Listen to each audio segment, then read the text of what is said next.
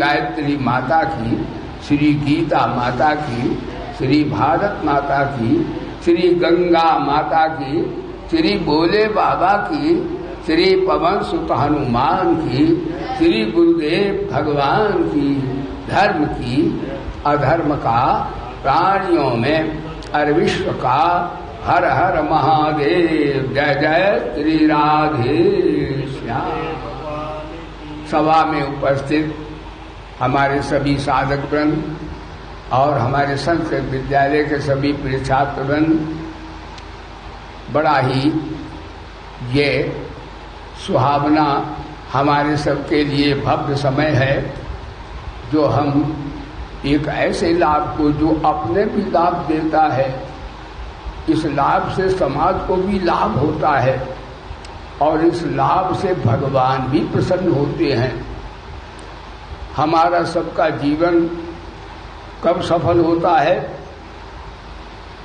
मानवता कब सफल होती है, हमें देवत्व की ओर हम कब चलते हैं, परमात्मा की ओर चलने वाले की पहचान क्या है, और संसार में जन्म मृत्यु की नरक यातनाएं सहने यातनाएं प्राप्त करने वाली की क्या पहचान है, इस सत्संग से प्राप्त होता है कि हम परमात्मा की ओर जा रहे हैं कि हम गर्त की ओर जा रहे हैं। दुख, संताप, भय, जन्म मृत्यु की ओर हम जा रहे हैं। सत्संग वो विधा है जो हमें बताती है कि हम परमात्मा की ओर अब चल पड़े। बोले धर्म की, हम भजन जब करते हैं,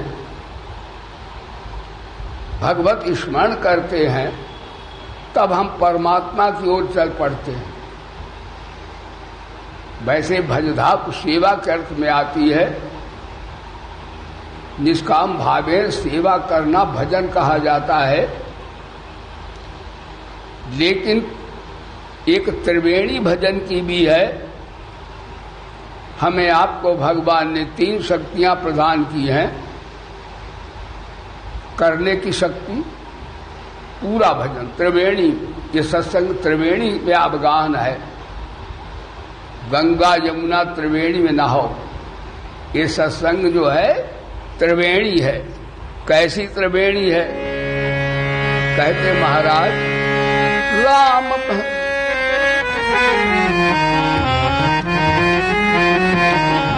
एक त्रिवेणी इलाहाबाद है और सत्संग भी त्रिवेणी है। कहते हैं राम भक्ति जहाँ राम भक्ति जहाँ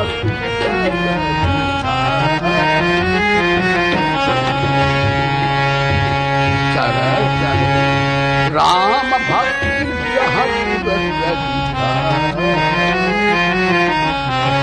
सरसई ब्रह्म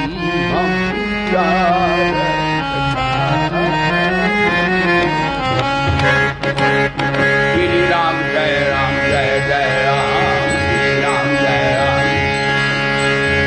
विधि निषेध मैं कर्म, विधि निषेध मैं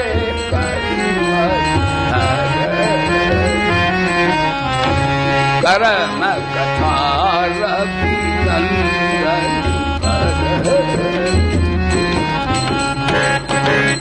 श्री राम जय राम जय जय राम, श्री राम जय राम। ये सत्संग की त्रिवेणी है। इसमें सज्जनों जो अवगाहन करते हैं वो अपने लिए,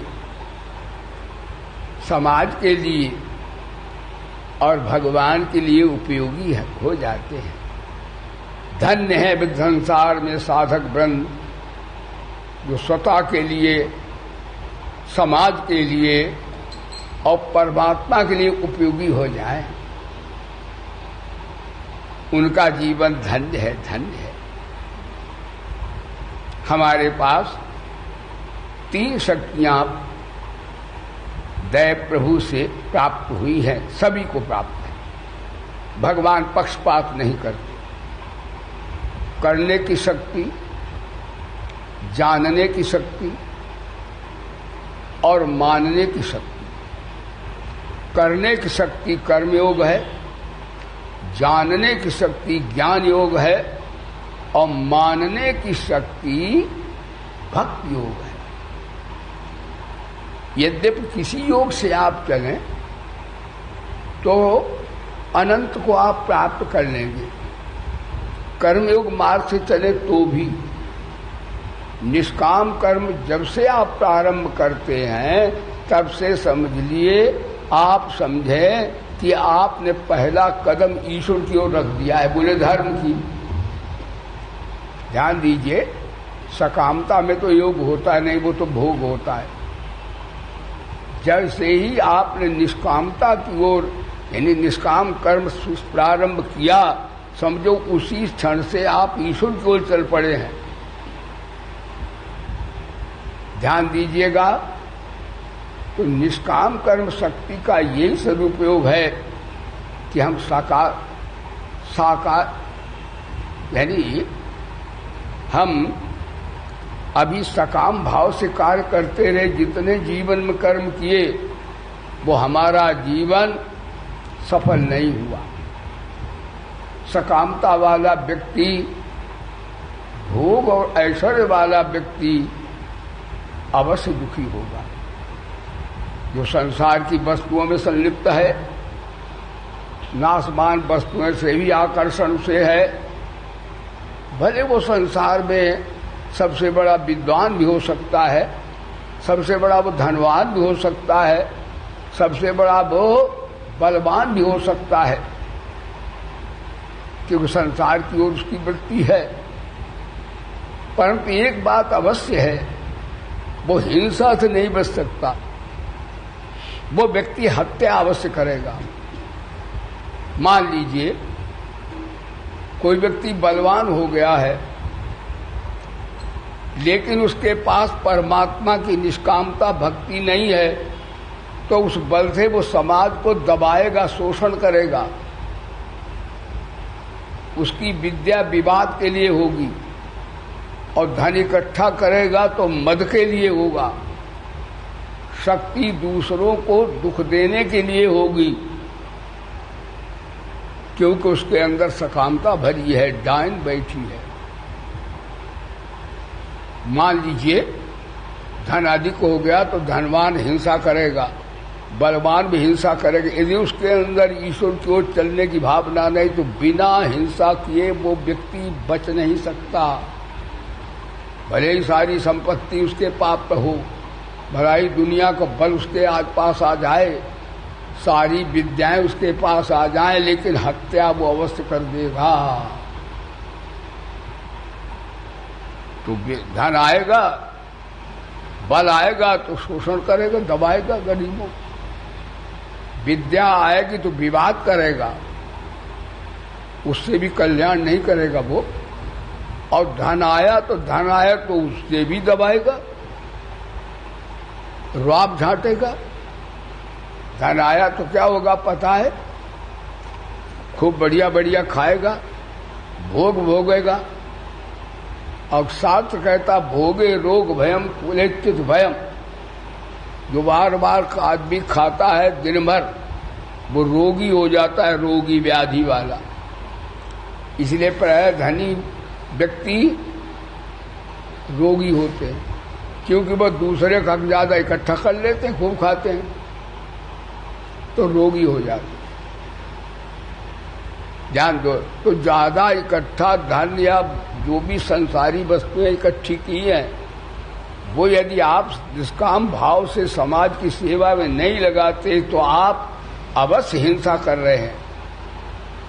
तब जब खाओगे तो अपना तो व्याधि आ जाएगी, भोग भोगेंगे, और दूसरा देखेगा कि वाह ये तो बढ़िया कोठियों में रहता है, रेशमी परिधान पहनता है, और बढ़िया बढ़िया हवाई जहाज और बढ़िया बढ़िया कारों में चलता है। तो जिनके पास वो चीजें नहीं हैं उनको ग्लानि होगी, हत्या होगी उनकी। तो वो अपना भी भोग भोग के हत्या कर रहा है, उनकी भी कर रहा है। इसलिए वेद भगवान बोले आहार विहार सच्चा उपार्जन करना चाहिए। मेरे कहने का भाव यह नहीं कि बल नहीं होना चाहिए, विद्या नहीं होना चाहिए, धन नहीं होना चाहिए, होना चाहिए, लेकिन सत्व की कमाई से हो, निष्काम भाव से होना चाहिए। सकाम भाव भोग है, निष्काम भाव योग है। यही भगवान का मत है। भगवान का मत है अनासक्त भाव से, निष्काम भाव से। और महाराज और इस प्रकार से अनासक्त भाव से, निष्काम भाव से और निर्मम निरहंकार होकर के संसार में रहो, ये भगवान का मत है। और सकाम भाव से, ध्यान देना, आसक्त भाव से उल्टा कर दो, ये शैतान का मत है। आजकल सारे संसार के प्राणी कोई कोई ऐसे हैं जो साधक हैं, जो इस प्रकार से भगवान के मत के अनुसार चलते हैं। सत्य बोलना भगवान का मत है, असत्य बोलना समाज का मत है। समाज वाले असत्य बोलते हैं, संसार की चीजें इकट्ठी करके अशांत भी हो जाते हैं, क्योंकि वो नीति से नहीं आई है, वो परमात्मा के प्रसाद रूप नहीं आई है। इसलिए भगवान ने अपना मत भी रख दिया। आज का प्रश्न यही है कि भाई अभी तक हम सकाम भाव से, माया के, अविद्या के मत से चले या अपने मत से चले, अब हम सब लोग भगवान के मत से चलें, क्योंकि भावी काल महाविनाश का समय आया है। आप सत्य बोलें, अभी तक हो गया सो हो गया। सबसे प्यार का भाव रखें, ऊंच नीच कुलीन कमीन की भावना को बदलें, नहीं तो सत्ययुग प्रवेश नहीं पा सकेंगे। सत्ययुग प्रवेश पाएंगे कौन? जो ब्रह्माभ्यास करते हैं, निष्काम भाव से जगत की सेवा करते हैं और अपना संसार से त्याग तपस्या भाव से रहते हैं। असंगो हयम पुरुषा बृहद्गण को परिषद में आया है। और समाज के प्राणियों से प्यार करते हैं।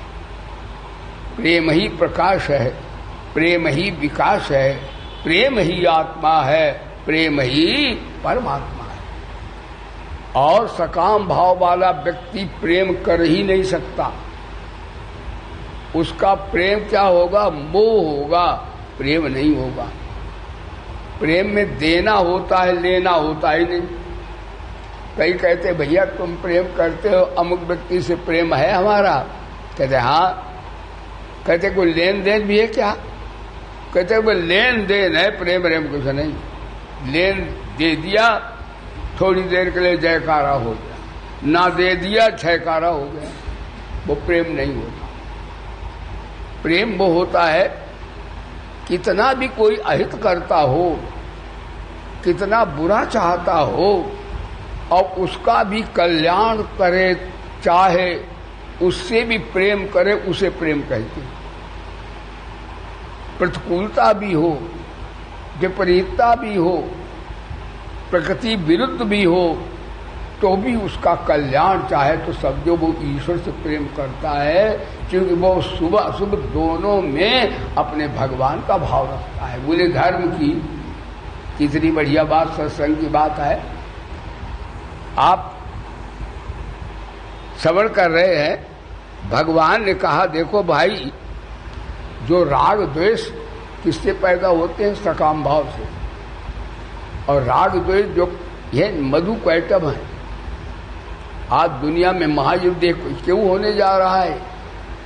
राग द्वेष के कारण, ईर्षा के कारण। और ये किससे पैदा होती है? देहाभिमान से और सकामता से। बोले धर्म की। यानी आज का प्रवचन है कि हम ईश्वर की ओर जा रहे हैं कि नहीं जा रहे हैं। अब तो हम जाग जाएं, हो गई सो हो गई भैया। तो महाराज ये राग द्वेष पैदा हो जाते हैं। राग कब होता है? जिससे हमें लेना है कुछ है, लाभ प्राप्त करना, उसे राग होता है। और द्वेष किससे होता है? जो हमारे विपरीत होता है। उससे द्वेष हो जाता है। आज लोग कहते गुरुजी हमारा ध्यान लगता नहीं है, तो मैं कहता हूं ध्यान कैसे लगेगा, ध्यान लग ही नहीं सकता आपका। अच्छा, गीता में बोलिए, गीता माता की हरि ज्ञान चर्चा सुनाती है गीता, हरि ज्ञान चर्चा सुनाती है गीता, द्वयी द्वैत बुद्धि भगाती है गीता, द्वयी द्वैत बुद्धि भगाती है, और हरि से सभी को मिलाती है गीता, हरि से सभी को मिलाती है। ध्यान दीजिएगा, गीता में भगवान ने मन को बस में करने का साधन तो बताया है, और दो बातें बताई हैं, अभ्यास वैराग्य से। लेकिन भगवान ने, अर्जुन पूछा चंचल मन है, चंचल मन निसी दिन भटकत है, चंचल मन निसी दिन भटकत है जी, भटकत है भटकावत है, चंचल मन निसी दिन भटकत है, ये तुक्ष विषय रस गटकत है, संचल मन निसी दिन भटकत है। भगवान बोले क्यों घबराता है, भटकता है, छोड़ चलता है तो क्या हुआ। अभ्यास वैराग्य से इसको निरोध किया जा सकता है। योग वासिष्ठ में भगवान श्री रामभद्र के गुरुदेव ने मन को संयत करने के 4 साधन बताए। अध्यात्म विद्याधिगमा, साधु संगति रेवचा, वासना संपरित्यागा, प्राणस्पंद निरोधनम। अध्यात्म विद्या माने सत्संग, आत्मा परमात्मा के विषय में श्रवण करना, सत्संग करना ही अध्यात्म विद्या है। अध्यात्म अपने को पढ़ना ही अध्यात्म विद्या है। जमाने में उसने बड़ी बात कर ली जिसने खुद अपने से मुलाकात कर। संतों की संगति, सत्संग, और जितना ही सकामताएं हैं उतने ही आप संसार की ओर हैं, और जितनी निष्कामता अंदर आ रही उतना ही आप ईश्वर की ओर चल पड़े हैं। वासना संपर्क, वासना माने जो बसी हुई सकाम भावना, उनका त्याग करो। वासम प्राप्त का त्याग, प्राणस्पंद निरोधनम। और प्राणायाम करने से भी मन बस में होता है। लेकिन गीता में भगवान ने बताया एक और बात है, ये प्राणायाम से एक योग क्रिया है, इससे सिद्धियां भी आती। योग दर्शन में आया है, योग चित्त वृत्ति निरोधा, निरोध तो हो जाता है, लेकिन जब चित्त जगता है तो फिर विषमता आ जाती, सकामता आ जाती। इसलिए गीता जो है वो मन को बस में करने को उतना महत्व नहीं देती है, समता को महत्व देती है। समत्वम योग उच्यते। बोले गीता माता की समता में कोई ऐसी सिद्धि नहीं आती है। सिद्धि तो यह है कि उससे अपना परमात्मा ही बस में हो जाता है, आती तो है, लेकिन वो लौकिक प्रकार की ये प्रदर्शन सिद्धि नहीं होती। तो अब भगवान ने समता को योग बताया है, और उसमें सिद्धियां नहीं है, और उसमें कुछ करना धरना भी नहीं है। समता कर्म योग से भी आ जाती है, समता गीता के अनुसार ज्ञान योग से भी आती है, और गीता के मतानुसार समता भक्ति योग से भी आ जाती है। समत्वम योग उच्चते भगवान ने कहा है। तो इस प्रकार से सकामता से राग द्वेष पैदा ही हो जाते हैं। ध्यान दीजिएगा, और राग द्वेष होंगे तो आप चित्त को, मन को बस में करेंगे, चाहेंगे, आप समाधि लगाना चाहेंगे, आप ध्यान करना चाहेंगे, तो सज्जनों जब राग द्वेष सकामता होगी तो ध्यान लगेगा नहीं। ध्यान देना, और निष्काम आप हो जाओगे, निष्काम भावें तो ध्यान हटेगा नहीं। बोले धर्म की आज का सत्संग यह है कि राग द्वेष के होते हुए परमात्मा का ध्यान सतत नहीं हो सकता। कुछ काल के लिए तो हो सकता है, लेकिन परमात्मा से सतत ध्यान हो, ये राग द्वेष वाला सकामी व्यक्ति नहीं कर सकता। इसलिए सकाम भाव को भगवान ने भोग कहा है। निष्काम भाव को ही भगवान ने योग कहा है, समत्वम योग उच्यते। उसमें आपको प्राणायाम की जरूरत नहीं, कोई कुछ करने की आवश्यकता नहीं है। केवल जितने कार्य हैं आप निष्काम भाव से कीजिए। योगस्थाकुर कर्माणि संगम त्यक्त्वा धनंजय, जितने कर्म हैं निष्काम भाव से और निर्लिप्त भाव से, अनासक्त भाव से आप कर्म करेंगे तो महाराज आपका मन और सबकी सेवा करेंगे। देखो, सबकी सेवा का अर्थ होता है आप यानी निष्काम कर्म हुए परमात्मा का नाम तो नहीं लिया गया, लेकिन इतनी बात अवश्य, जब सबके लिए निष्काम भाव तो सर्व का अर्थ होता परमात्मा। अपने लिए करना, किसी के लिए करना होता परमात्मा नहीं है, वो तो खंड प्रसिद्ध हो जाएगा। जब सबके लिए करेंगे तो ईश्वर की ओर आप चल पड़े। बोले धर्म की, तो गीता में आया कि सबके हित के लिए कर्म करो। हाँ, तो वो कर्म अकर्म हो जाएंगे।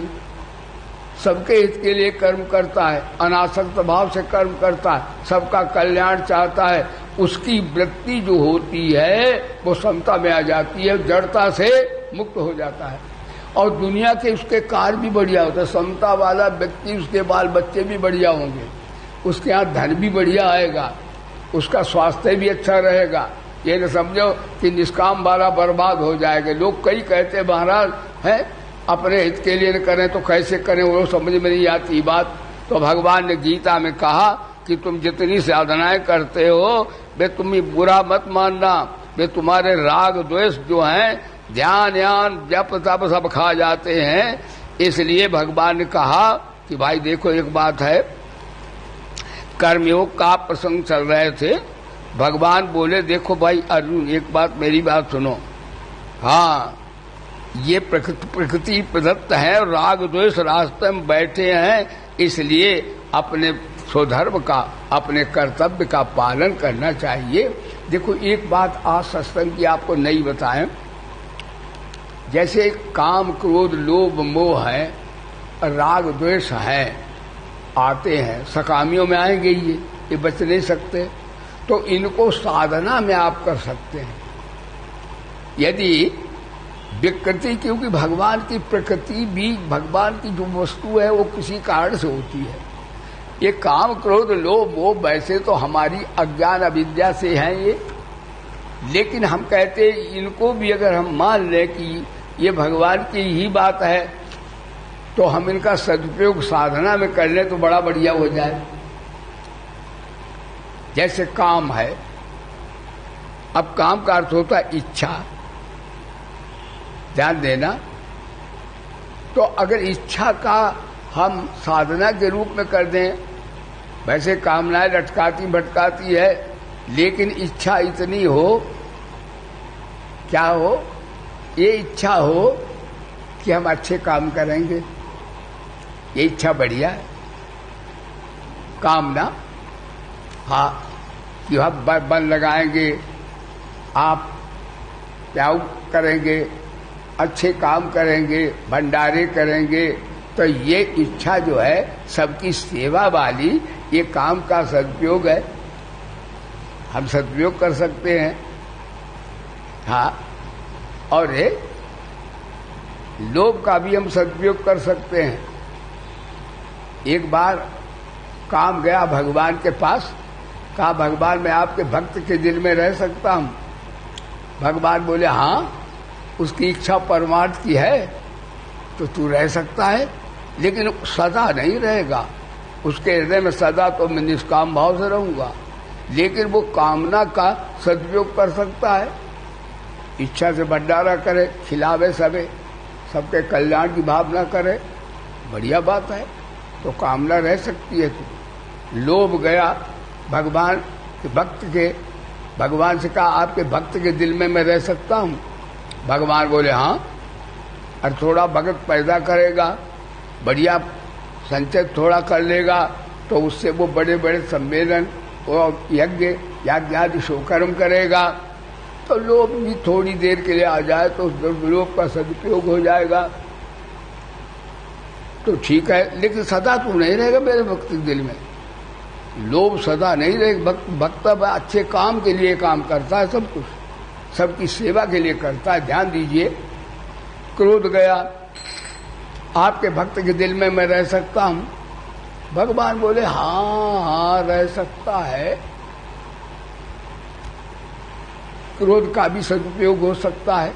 एक क्रोध आया हुआ, एक क्रोध लाया हुआ। आया हुआ क्रोध किसका है? रावण का, बोले धर्म की। और लाया हुआ क्रोध किसका है? राम का।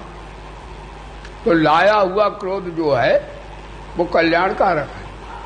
एक बार मैं पढ़ने नहीं गया तो मेरी मैया ने कहा निरक्षर भट्टाचार्य रहेगा, मूर्ख। उसने ऐसा सोंटा मारा, अभी तक याद है। यानी क्रोध का भी सदुपयोग है। माता पिता गुरु डांटते क्रोध करते हैं, वो कल्याणकारक होता है। बोले धर्म की। नहीं, माता सोंटा न मारती तो क्या मैं विद्या अध्ययन करता? तो क्रोध तू रह सकता अपने बाल बच्चों को थोड़ा रास्ते पर लाने के लिए कभी आ जाए, कोई बात नहीं, लेकिन सदा नहीं रह सकता। और मोह गया भगवान के पास, क्या मैं आपके भक्त के हृदय में रह सकता हूं? भगवान बोले मोह तू तो है तो, लेकिन इतना है कि परिवार को, समाज को जहां जन्म लिया है उसकी सेवा करना थोड़ा बहुत हो तो, लेकिन सदा नहीं रह सकता तू मेरे भक्त के दिल में। मोह सकल व्याधिन कर मूला, आ सकता है। अहंकार गया ठाकुर के पास, कहा मैं आपके भक्त के दिल में रह सकता हूं? भगवान बोले गंगा कसम तेरी, मैं शकल नहीं देखना चाहता हूं। अहंकार माने देहाभिमान। देहाभिमान से ही तमाम काम, क्रोध, लोभ, मोह पैदा हो जाते हैं, राग द्वेष। हाँ जी, इसी से विषमताएं पैदा होती हैं, आसक्तियां, ममताएं पैदा होती हैं। तो भगवान अर्जुन ने पूछा, जब काम और यह अहंकार ये ऐसे हैं तो इनको कैसे दूर करें? तो अब भगवान ने कहा ये रजोगुण से पैदा हो जाता है, अहंकार, ममकार और ये संसार की वासनाएं, कामनाएं। अच्छा, तो रजोगुण से आज का प्रवचन यही है जो कल मैंने बताया था कि मैं बताऊंगा, कल चर्चा होगी कि काम जो है, अहंकार जो है, इनका सफाया, इनका बाप ही खत्म कर दो, ये उत्पन्न ही नहीं हो। ध्यान देना, ये काम जो है, इच्छाएं जो हैं, संसार की जो इच्छाएं होती हैं, ये हमें लटकाती, अटकाती, भटकाती हैं और देहाभिमान से पैदा हो जाती हैं। देह को मैं मानना सबसे बड़ा ये पाप है, सब पाप के पुत्र हैं, सब पाप का ये बाप है। तो ध्यान दीजिएगा कि ये रजोगुण से पैदा होता है। तो रजोगुण कैसे जाएगा, आज का प्रवचन है, ताकि आपकी वृत्ति स्वतः ईश्वर की ओर भागे, आपके अंदर निष्काम रूपी देवी प्रकट हो जाए, कामनाएं, ममताएं जलकर भस्म हो जाएं। तो उसके लिए रजोगुण को हटाना चाहिए। रजोगुण क्रियात्मक है, सत्वगुण ज्ञानात्मक है, तमोगुण प्रमादात्मक है, आध्यात्मिक विज्ञान है। तो रजोगुण, सत्वगुण की वस्तुएं सेवन करने से हमारी वृत्ति सात्विक हो जाती है, हमारी बुद्धि सात्विक हो जाती है, हमारा अंतःकरण पवित्र हो जाता है। वो कौन से 10 पदार्थ हैं जिससे हम सत्वगुण में आ जाएं, जो कि निष्कामता का भी जनक है, भगवत प्रेम का भी जनक है और सेवा का भी जनक है। तो भागवत में आता है, तो ये भागवत की कथा सुने। भागवत में आता आगमोपाह प्रजा देशा काला कर्म च जन्म चा ध्यानम मंत्रोस्तंसकारो दशहिते गुण हेतुवाह। भगवान गीता में कहते हैं, भैया आगमोपा प्रजा देशा, आगम कहते शास्त्र को, सात्विक शास्त्र पढ़ें, वेद गीता इसका प्रवचन सत्संग करें। आपा भी जल कहते, जल भी सात्विक होता है। एक जल जो हम पीते हैं राजस जल है, और एक भगवान का चरणामृत, वो भी तो जल है, वो सात्विक है, ये राजस है।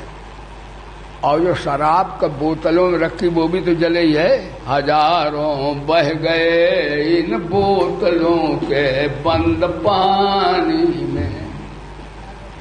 तो सात्विक जल का भगवान का चरणामृत लें, भगवान को अर्पण करके जल पिए तो वो जल सात्विक हो जाएगा। प्रसाद ये सर्व दुखा नाम। प्रजा, प्रजा भी 3 तरह की है। सात्विक प्रजा जहाँ संतगण हो, गंगा का तट हो, भक्तों का समाज हो, उसका सेवन करें। यानी दुनियादारी वाले आजकल जो धन की, कोठीकारों की और बल की परिवार की प्रशंसा करते, उनसे दूर रहना चाहिए, क्योंकि वो ये पैदा करते कि तुम भी ऐसे ही हो जाओ। हाँ जी, इसलिए जो संसार की बातें करें कि वो उनका परिवार ऐसा है, वो उनके पास इतना धन है, वो उनके पास, ऐसे आदमी दूर रहना चाहिए। प्रजा ऐसी हो जो कहे भगवान का नाम, सत्संग क्या चीज है, निष्कामता क्या होती है, उससे क्या लाभ होते हैं, समाज को और ईश्वर को, अपने को हम संतुष्ट कैसे कर सकते हैं, ये बातें जहाँ हो, ये ब्रह्म विद्या है। बोलिए सच्चिदानंद भगवत। अपना प्रजा देशा, देश भी 3 तरह का है। वो भी तो देश है जहाँ ओसामा पैदा हुआ, वो भी देश है जहाँ वो, हाँ कौन वो पैदा हुआ, गद्दाफी। बोलो सच्चे देश, वो भी देश ही है। कहने का तात्पर्य जहाँ हिंसक प्रवृत्ति वाले जीवों का वास, उस देश में नहीं रहना चाहिए। हम लोग भाग्यवान गंगा के तट पर रहते हैं। देशा काला, काल भी 3 तरह का है। मैं प्राय बोलता हूँ 3 बजे जागे योगी, 4 बजे जागे महात्मा, 5 बजे जागे भगत, बाद बाकी सब ठगत। बोलो सच्चिदानंद भगवान की। 3 बजे योगी जागता है, ध्यान देना। इसलिए ब्रह्म मुहूर्त में जो ध्यान, तपस्या या जो भी प्रोग्राम है, और महाराज वो सब सफल हो जाते हैं, योजनाएं सब सफल हो जाती हैं। इसलिए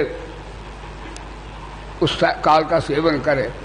काला कर्म से जन्म चाह, और कर्म भी निष्काम भाव से करे, और जन्म जो है वो ईश्वर के हाथ है। हम यदि अच्छे पुण्यात्मा हैं तो भगवान हमें ऐसे माता पिता के यहाँ जन्म देंगे जो शुचि नाम गीता का मत है। शुचि कहते जिनके चरित्र मैंने देखा, जहाँ संतों का जन्म होता है उनके घर में माता पिता संयमी अवश्य होते हैं, नहीं तो आएंगे नहीं उस घर में। कई लोग ये कहते महाराज प्रहलाद तो हो गया था, तो प्रहलाद जानते हो, प्रहलाद की माँ कयादू थी, महात्मा थी। यानी पिता का प्रभाव हमारे ऊपर 20% है, माता का प्रभाव 80% होता है। तो प्रहलाद माता का बेटा है, संत का बेटा है। हाँ, लोग कह देते वो तो न बड़ा पापी क्या संत है, संत नहीं पैदा हो गया, वो माँ संत थी। संत क्या संत आते हैं, बोले धर्म की। तो काला कर्म जन्म चा ध्यान मंत्रो संस्कारो। ध्यान भी 3 तरह का, आत्मा परमात्मा महात्मा का ध्यान सात्विक है, नोट बोट रोट का ध्यान राजस है, और दूसरे का अहित करने का ध्यान तामस है। कितनी बढ़िया बात। सनातन धर्म सब बताता है कि कैसे हम बदल सकते पॉइंट को, कैसे निष्कामता में हम आ सकते हैं। आज का प्रवचन काला कर्म से जहाँ ध्यान मंत्रो संस्कारो। मंत्र भी 3 तरह का है। मंत्र यदि निष्काम भाव से जपें तो सब मंत्र सात्विक हैं, सकाम भाव से जपें तो यही मंत्र राजस हो जाएंगे, और किसी का अहित के लिए करें तो यही मंत्र तामस हो जाएंगे। जैसे नहीं वो होता है वो बगला मुखी, मेरे पास है क्या गुरु जी बगला मुख है, बड़ा दुष्ट मर जाए बताओ। तो एक हमारे बैठे थे, उन्होंने कहा महाराज बगला मुखी का जाप कर दें। बगला मुखी जो शत्रु होता है उसका नाश कर देती है, लेकिन अंदर हत्या तो जरूर आ जाती है। इसलिए है तो बगला मुखी माता जी, ध्यान दो। लेकिन हम उन्हें तामस भाव से प्रकट कर तामस फल देंगे फिर वो। इसलिए किसी का अहित चाहना, ये मंत्र जप से ये तामस मंत्र हो जाता है। ये सात्विक सेवन करे तो बुद्धि सत्वगुणी हो जाती है, बुद्धि ईश्वर की ओर चल पड़ती है, कर्म निष्काम होने लगते हैं, और सभी क्रियाएं उसकी परमात्मा की सिद्धि में सहायक हो जाती हैं। आज आपको यहीं पर हम समापन करते हैं। इसलिए सारे सज्जनों, जो है विभीषिका विश्व को विनाश की ओर ले जा रही है, क्योंकि सकामी और रागी द्वेषी ईर्षालु व्यक्ति संसार में बहुत हो गए हैं। संसार के मानवता की रक्षा होना अब संभव जैसी नहीं दिख रही है। ईर्षा जलन घर में हो तो उसका पतन होता है, समाज में हो तो उसका पतन होता है, और संस्थाओं में हो तो उनका पतन होता है।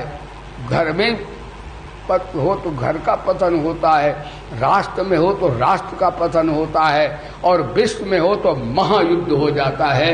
इसलिए भैया इस गायन से भी बचना है, और समाज को कैसे हम ईश्वर की ओर आज का प्रवचन कि हम भगवान को चल पड़े हैं कि नहीं चल पड़े हैं, बड़ा बढ़िया आप इस पर विचार कीजिएगा। मेरे साथ जयकारा लगाइएगा। कल फिर आप आगे के आपको प्रवचन की श्रृंखला चलेगी, आप सब श्रवण करेंगे। मेरे साथ जोर से जयकारा लगाइएगा। बोलिए वेद भगवान की, श्री गायत्री माता की, श्री गीता माता की, श्री गंगा माता की, श्री भोले बाबा की, श्री पवन सुत हनुमान की, श्री गुरुदेव भगवान की। धर्म की अधर्म का प्राणियों में हर विश्व का हर हर महादेव। सर्वे भवन्तु सुखिनः, सर्वे सन्तु निरामया, सर्वे भद्राणि पश्यन्तु मा कश्चित् दुःख भाग् भवेत्। ओम शांति। बोले गुरुदेव भगवान की जय।